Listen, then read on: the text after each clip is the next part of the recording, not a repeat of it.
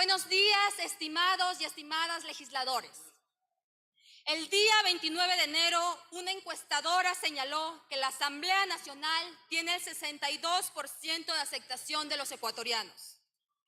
Esta cifra difiere de la aceptación del primer poder del Estado en periodos anteriores.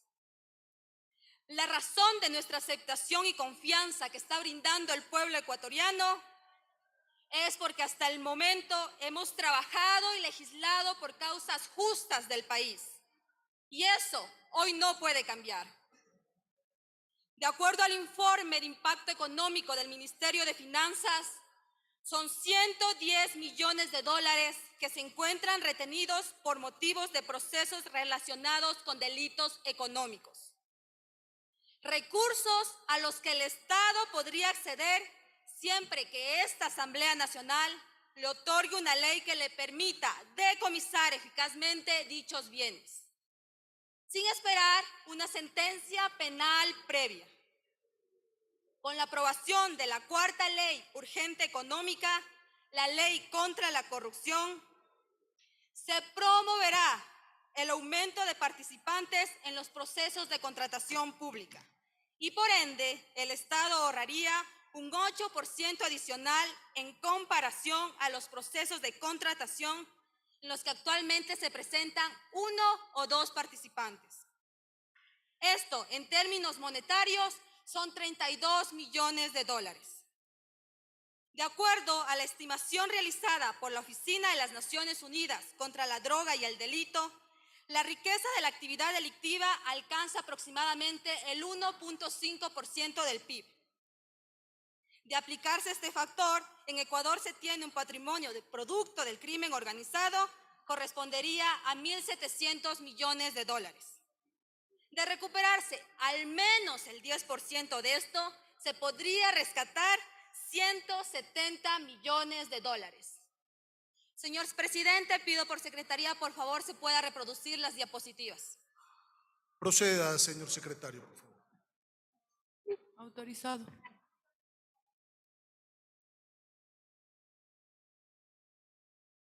En cuanto a las reformas de extinción de dominio, el Ecuador ha sufrido por más de una década la impunidad delictiva.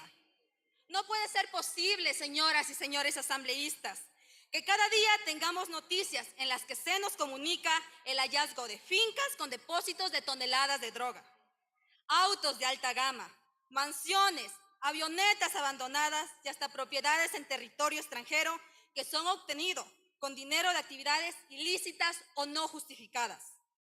El Ecuador tiene una ley orgánica de extinción de dominio, sí, como lo han mencionado otras bancadas, pero también contémosle al país que esta ley está vigente desde el año 2021 y que no hay una sola sentencia por casos de extinción de dominio. El Estado ecuatoriano podría acceder a dichos recursos siempre que la Asamblea Nacional otorgue una ley que permita decomisar eficazmente dichos bienes, sin esperar una sentencia previa ejecutoriada, en un proceso que podría demorar mucho más que 4 años. Con esta ley, el dinero producto de esos bienes injustificados o mal habidos se invertirá en proyectos sociales que servirán para que las niñas y niños de nuestro país tengan una oportunidad de soñar, para que los jóvenes de este país se preparen y se alejen del consumo de las drogas y puedan perseguir sus sueños. Esa debe ser una política criminal preventiva que debemos adoptar. Este debe ser el país de las oportunidades y no el país del abandono, no el país que el Estado abandona y las mafias lo adoptan. La reforma a la Ley Orgánica de Extinción de Dominio acorta tiempos procesales para dotar a la Fiscalía General del Estado de un proceso expedito de extinción de dominio. La investigación patrimonial disminuirá su plazo de 12 a 6 meses.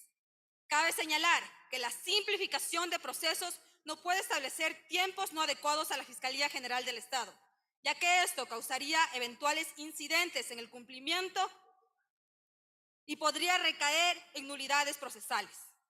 Por esta razón, se han propuesto plazos y términos procesales apropiados para que se garantice el debido proceso y el derecho de las partes procesales. El fin de esta reforma es desmantelar el financiamiento que usa la delincuencia organizada. Es destrozar la economía de los delincuentes, así como han destrozado la vida de las familias ecuatorianas.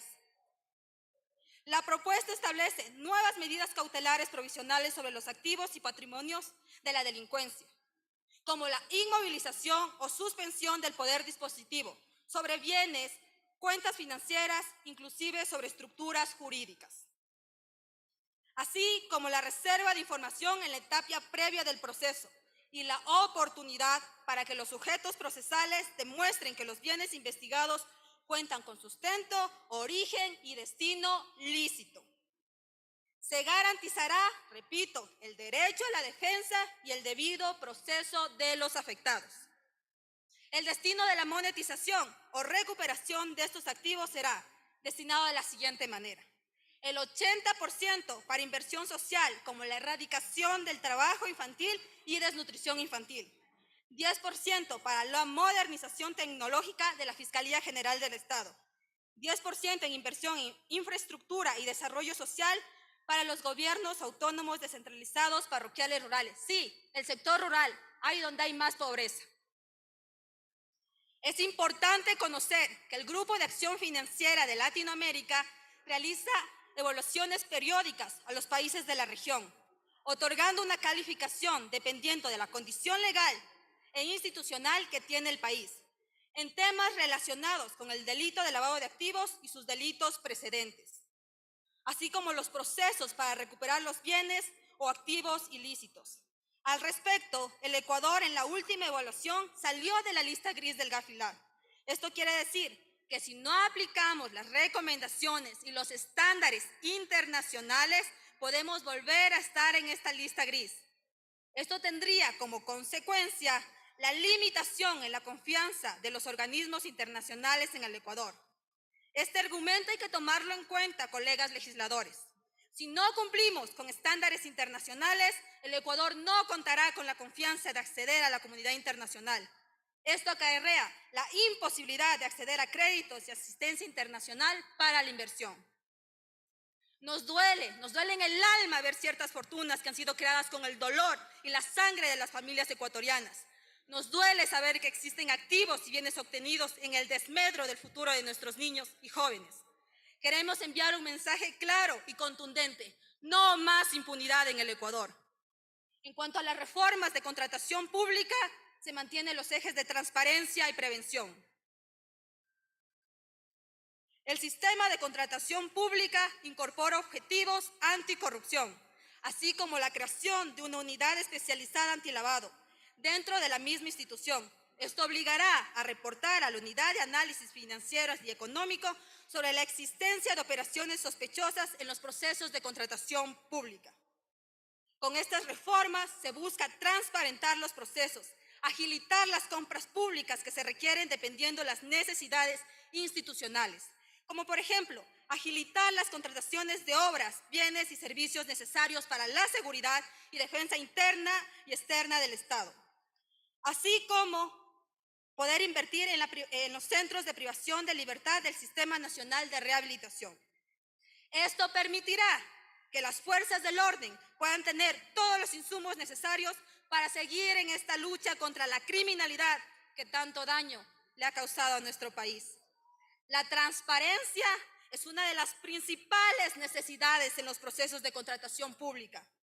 Con este fin, esta ley crea observatorios ciudadanos y permite que la información de los procesos de contratación sea colocada en los repositorios digitales de la SERCOP para el escrutinio público y también para las autoridades de control.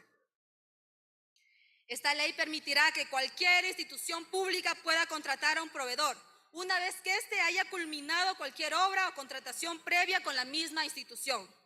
Esto terminará con la manipulación y el monopolio que ciertas entidades contratantes tenían con uno o varios proveedores. La reforma comprende además la simplificación de los contratos en materia de seguridad interna y externa, la prevención de delitos económicos y la corrupción en la suscripción de contratos con el Estado.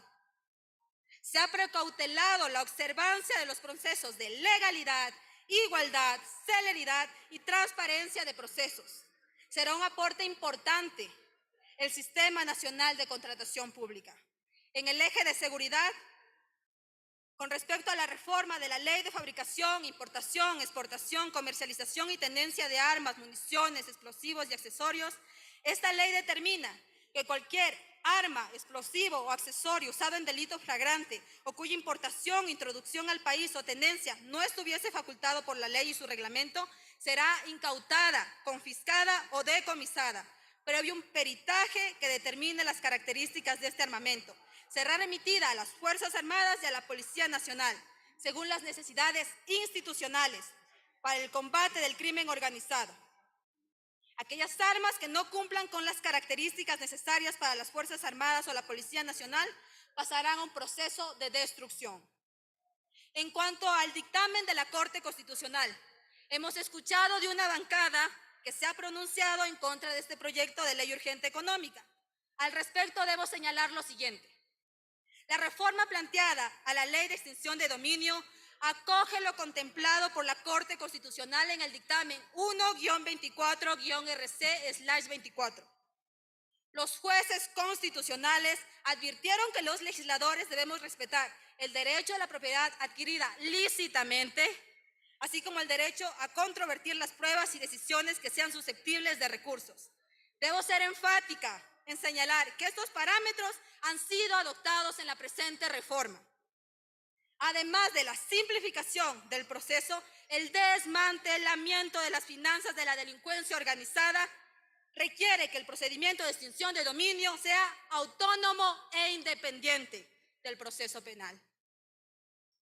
La reforma adopta no solo el modelo de legislación de extinción de dominio de países vecinos de la región, acoge algunas cosas también de la ley de extinción modelo de las Naciones Unidas, pero también tiene estándares internacionales del GAFI, organismo internacional que dicta estándares en materia del combate contra el lavado y el financiamiento del terrorismo. Pueden retirar las diapositivas. Muchas gracias, Secretaría. Quisiera terminar mi intervención haciendo una pregunta a quienes se oponen a esta reforma. ¿A qué le temen? ¿A qué le temen, señores legisladores? Tenemos que legislar a favor del país, a favor de la recuperación de la propiedad adquirida ilícitamente.